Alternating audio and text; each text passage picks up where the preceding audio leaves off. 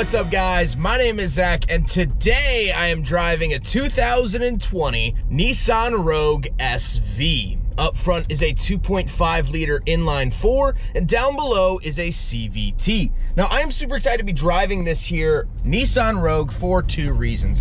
First of all, it's been a long time since I've done a Rogue, but the second reason is the fact that this was my rental car for down here in Florida, so I've spent the last 4 days and almost 500 miles in this vehicle, and I'm excited to share with you what I've learned today. This video was filmed in the beautiful Sunshine State of Florida. If you would like to submit your vehicle no matter where you are in the country, please head on over to zachpradel.com where there's a quick and easy submission form, and the next time I travel the country, I might be coming to you. But let's get back to that 2.5 liter inline 4, making 170 horsepower. Well, it's not a whole lot. It's nothing crazy, and the power really doesn't feel overdone, but it also doesn't feel underdone. It's fine, it does the job. However, let's talk about the transmission. The CVT is not great. CVT means continuously variable transmission, and it's kind of lazy in some areas. It's not really the best, and you'll catch it at some moments where it doesn't really know what to do, especially on hills. I had to do a U-turn on a very steep hill, and when I put it into drive, it kind of freaked out and it didn't know what ratio to give me, and so I couldn't move for like a second until it figured it out. So that was a little bit annoying. I'm also just not a big fan of CVTs in general. This one is no different. Last but not least, the Rogue is front-wheel drive. Now you can find them in all-wheel drive. This one is front. And I did notice an issue with it in the rain. I had to sort of get out of the way of traffic. I hit the gas and I spun tires. Now, of course, that is attributed to the tires of this vehicle, but also I feel like all-wheel drive would have been able to help out in that situation. But not the end of the world. We're down here in Florida. You're rarely going to use the all-wheel drive, so front-wheel drive is fine. What's the driving experience like of the Nissan Rogue? Well, as you might be able to tell by the inflection in my voice, the cabin noise is pretty loud. I'm doing 40 miles an hour right now, and it's a little noisy. Like I said, acceleration isn't amazing, but it's also not terrible. I do like the visibility. You know, you can see really, really well out the front of the Rogue, and that's a nice feature. So with that stuff out of the way, let's talk about the interior. Well, in front of me, I have 2 physical gauges and a screen. Off to the left is my tachometer and coolant temperature. Off to the right is my speedometer and fuel. And then in the center, I get a little information screen that I can change and switch around to whatever I want it to be. I do like that this screen is multiple colors. I think it looks nice, it functions well. However, it's not the craziest thing in the whole wide world. On the steering wheel, on the left, I have my volume, skip track, back, and then my selectors for that center screen and the gauges that we just talked about. Off to the right is the cruise control settings, as well as voice commands and phone options. The overall look and feel of the steering wheel, I actually really like. I think this looks very modern. It looks very fresh and still very on par with what Nissan is currently putting out, even though this vehicle is now 3 years old, and I like seeing that. Off to the left, I do have a climate control vent, my gauge dimmer switch, trip reset, traction control, my bubble safety features, tailgate, gas cap release, and then my sport and eco modes. They are really, really hidden down here. I did not even know this car had sport or eco mode until the last day of my trip. Moving on to the door, I do have my power mirror adjustments, power locks, and power windows. Moving into the center, we have 2 more climate control vents and my hazard switch. And then I have the infotainment screen. I have a couple of feelings on this. Well, first of all, in direct sunlight in the morning, like it is now, it gets really hard to see. The glare is really, really bad just because of either the positioning or the material that makes up the screen. I'm not totally sure, but the glare is pretty bad. Now, it does have Apple CarPlay and Android Auto, which I use quite a bit, and the backup camera is okay. It's fine, but it's not anything too crazy. Another thing with the screen is that one day, after filming other reviews, I got in the car and the screen just didn't work for about 5 minutes. And then randomly, while I was driving, the Nissan logo showed up and it started working as usual. But this is a 2020 with 88,000 miles, and I don't really understand why that happened. Then we have the climate controls. I do get dual zone, which is really nice. Auto, fan speed, all that stuff. I've been using the AC down here, which has been fantastic because right now it is 10 degrees back home in Chicago, but it is in the 70s here in Florida, which has been fantastic. Then we do have a little cubby with the aux cord, USB, and 12-volt outlet. And then we have the shifter. The shifter is very typical of anything that you would find in modern Nissans. It shifts the CVT. I don't really have more feelings about it. Then we do have cup holders. So we will do a big friggin' bottle test here in the Nissan Rogue SV. And unfortunately, it does not pass the big friggin' bottle, which is sad. However, I do want to say, I've been living out of this car basically on film shoots. I've put many of mega cups in here and they all fit fine. The big friggin' bottle test is more of a joke, sort of fun little thing that I add to my videos for fun. It's not a legitimate test. I wouldn't purchase a vehicle based on the findings of the big friggin' bottle test, and that's no different here. It's a totally adequate cup holder, but alas, it fails my fun little gimmick. Then we do have the heated seats and a little cubby, and then we have the center console with a USB and 12-volt outlet inside. The seats are fine. They are power and they are heated, which has been very, very nice because here in Florida, it got down to 50 degrees at one point, and I still wanted the windows down to enjoy it, so I just left my heated seat on, windows down, no climate controls on, and it was perfect, and I really, really enjoyed that. However, speaking of seats, we do have back seats, so let's go do a back seat review. All right, so we're on the back of the 2020 Nissan Rogue SV, and a couple of things to note. First of all, knee room great, headroom great, and I forgot to mention this with the up front portion.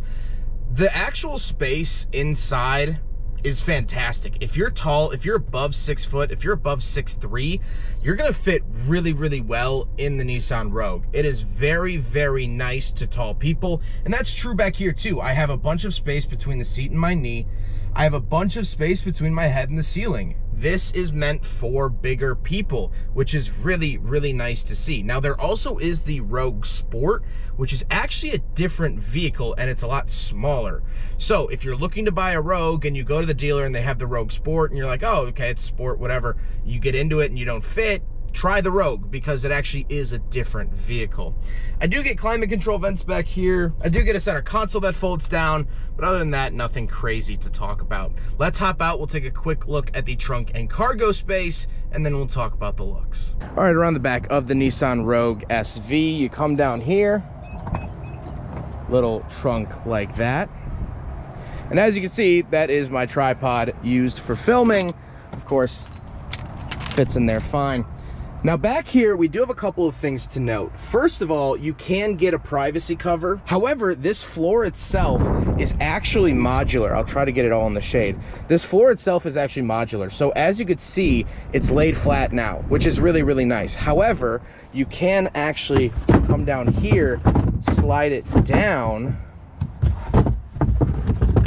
and then the floor is a couple inches lower, which is really nice. Now, I had the floor raised up because this didn't have the privacy cover in it, and this car doesn't really have that dark of tints. I was walking around a very crowded metropolitan area, and so I actually put this floor up a little bit and was able to shove my backpack under it, so it was out of view and all my camera equipment wasn't going to be visible from the windows, which was really, really nice. Other than that, nothing too crazy to write home about back here. I do have a 12-volt outlet down here, which I always look for and is nice to see in the Rogue. But at the end of the day, that is the cargo space of a Nissan Rogue from 2020. Now we gotta talk about the looks, and I could take or leave it. I think it's a relatively decent looking SUV. It's not ugly, and that's what I would look for. I do think it still looks modern, of course. At the end of the day, I don't have too many complaints.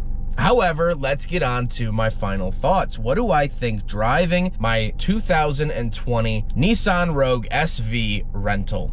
Well, I have not really enjoyed this experience. On the highway, this thing clanks and rattles like a Pinto. The CVT is so unsure of itself, it gets in the way. The engine is fine and the fuel economy is decent. You can get about 450 miles out of a tank, which I used, and it was great. But overall, this SUV just seems lackluster. It's not inspiring in any way. It doesn't make me feel anything positive towards it. The headlights are dimmer than those little glow-in-the-dark stars that were popular in the late 90s. The radio you have to put on 100% volume if you have the windows down, or else you're not going to be able to hear it. Cruise control's annoying. There's a bunch of things. But why did I title this video "The Best Car Ever Made"? Because it's all about perspective.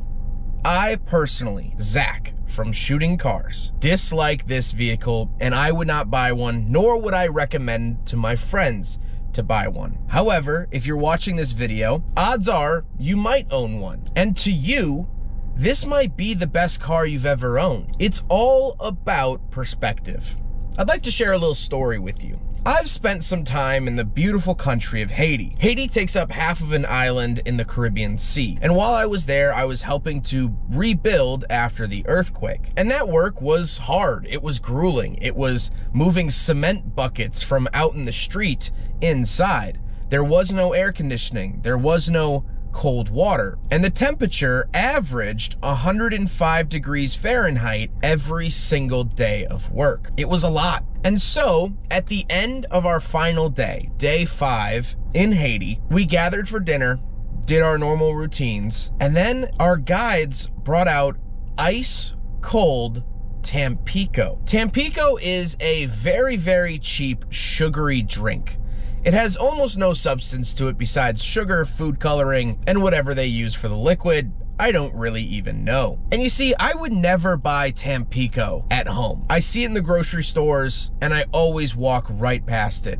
As a matter of fact, I haven't had it since that trip. But after those hard days of work out in the sun in 100-degree heat, drinking that ice cold Tampico, the only ice cold drink I had the entire week, it was the best thing to ever grace this earth. It was delectable. It was nourishing. It made my toes curl. It was the best thing I had ever drank. But that's because of the environment I was in, because of the work I was doing. And that's how I feel about this Nissan Rogue. Objectively, I don't like it. But down here in Florida, it's gotten me safely and properly to all 14 of the car reviews that I filmed down here. It got me there on time. It didn't throw a hissy fit. Sure, the CVT sort of lost its way sometimes and you had to redirect it a little bit, and the infotainment system was finicky, but it did its job. It got me there safely, even in the pouring Florida rain on day 3. And you could see it in the background of some of my videos, patiently. You probably watched those videos and didn't even notice it was there. So perspectively, for this trip, well, this is the best car because it got me there. It did its job, and that's what I want a car to do. But I hope you guys enjoyed the video. Don't forget to rate the video, comment on the video, and subscribe if you really liked it. Take care, guys.